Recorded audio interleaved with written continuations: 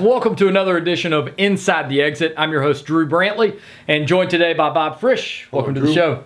Hello. All right, so today our topic is the letter of intent, or the LOI.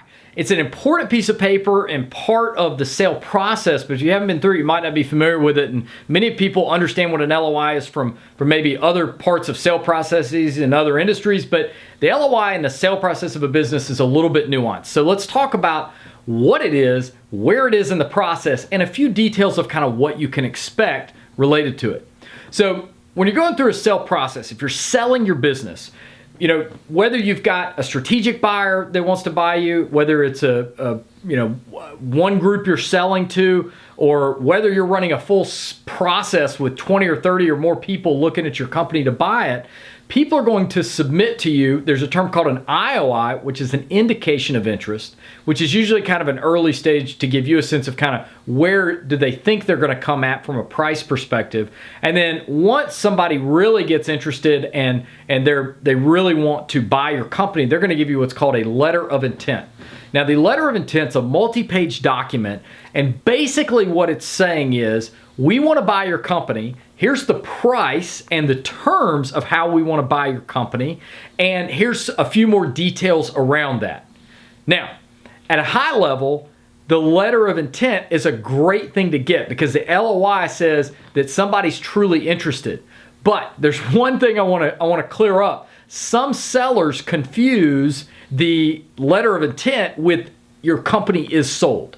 Because you get a letter of intent, because you sign a letter of intent, it does not mean that your company is sold. What it does mean, though, is that you're giving somebody exclusivity for a period of time to do a deep dive due diligence and to do all the legal work and the third-party work. If you haven't watched that video, look at that video about all the third parties and professionals that are typically involved in a deal, whether it's an accounting firm or attorneys or whoever it is.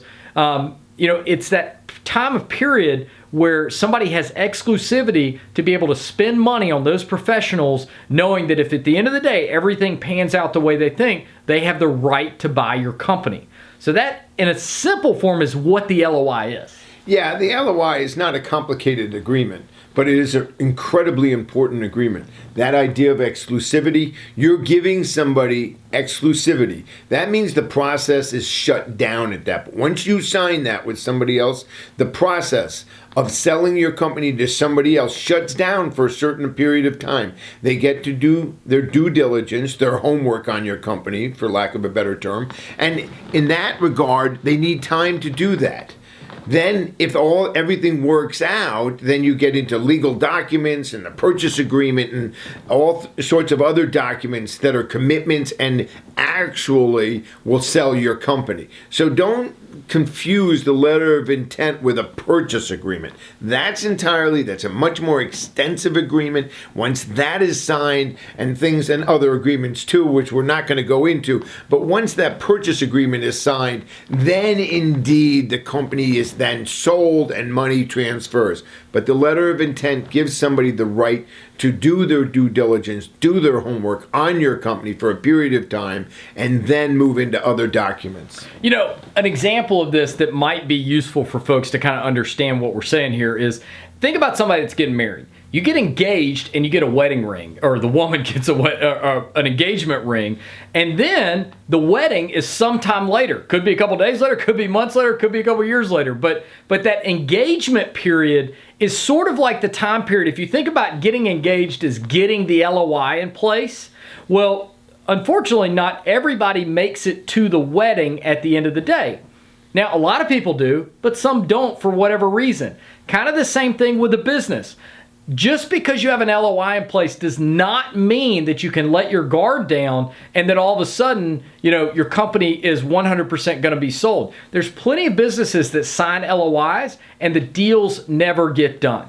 And there's a lot of reasons for this. As Bob mentioned and I mentioned a second ago, once they sign the LOI, that's typically going to give them exclusivity, and it's when you're going to allow them to really do kind of a deep dive due diligence into your company. And so, some of the things like they're going to do the quality of earnings or the Q of E, and they're going to have an accounting firm, come in and scrub the numbers, and it's basically saying that you are making what it is you say you're making. They're not going to just take your word for it because this is a lot of money and it's a big deal. And so if that Q of E comes back and your numbers are way off and the accounting firm says, no, you're not doing what you're needing, or heaven forbid there's fraud or something like that, or, somebody's been stealing from the company and you didn't know about it, or you did know about it, either way. But, those types of things can come out during a sale process, and they can at the end of the day, prevent a deal from getting done. The other thing to be aware of, and this is something that's really important, and we see this a lot, unfortunately, is that sellers take their eye off the ball once the LOI is in place.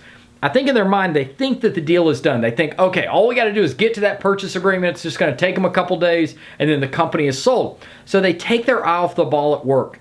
They stop focusing as much on production or how they generate revenue or the pipeline or whatever it is. But all of a sudden, we see that a company's numbers start to slip. And all of a sudden, the company's projected that they're going to do, X amount of income, and all of a sudden they're coming in 20% lower. Well, if that happens during that time period when somebody's got the LOI in place and they're doing their due diligence, that's going to be an issue.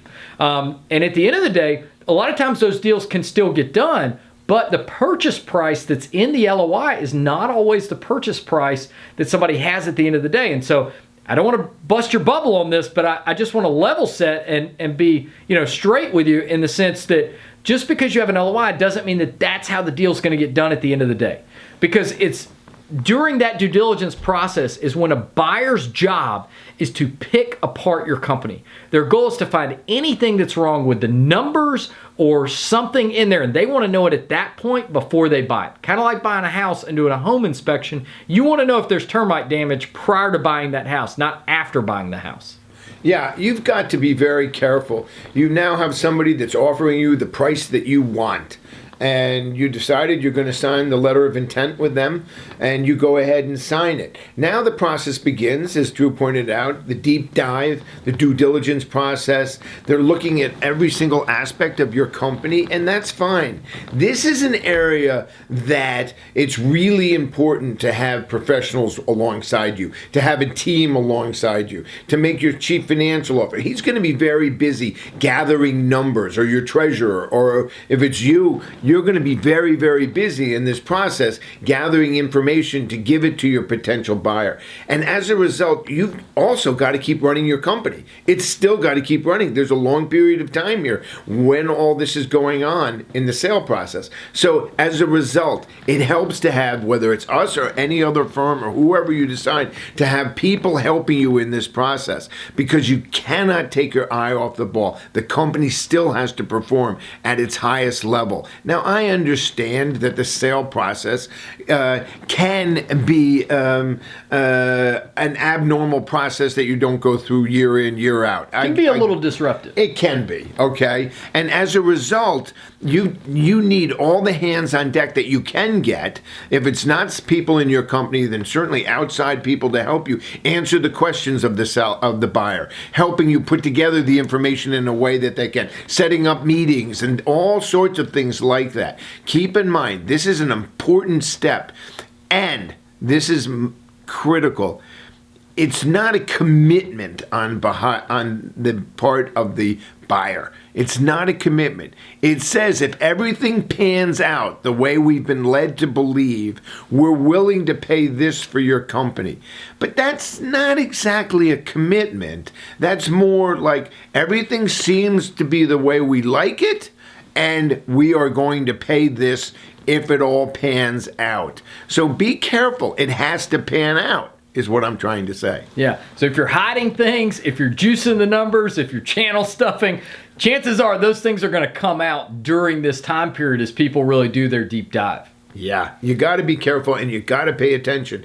Yes, it's an active part, but keep in mind, at the end of the day, you've sold your company, you've made a lot of money. Whatever it is, you've done your transaction, and whether you want to stay on the company and keep working, or whether you want to retire, or whether you want to pass it to the next generation, yes, it takes a fair amount of work, but the professionals around you, whether it be us or another firm or lawyers, accountants, whoever it is, they're all helping you through this process, but only you can keep your eye on the ball, keeping the numbers and the company going along at the same level that it has all the way through up to that point of deciding to sell. Absolutely. So again, the LOI, the letter of intent, is a document that gives a group or an individual an exclusive period to be able to do their deep dive due diligence. And then it basically says what they're willing to buy the company for in the terms of that, assuming that everything pans out as it's been presented to them to date. So if you have other questions, feel free to reach out to us. Please hit subscribe below. Check out our other videos. Thank you for watching this edition of Inside the Exit. We'll catch you on the next one.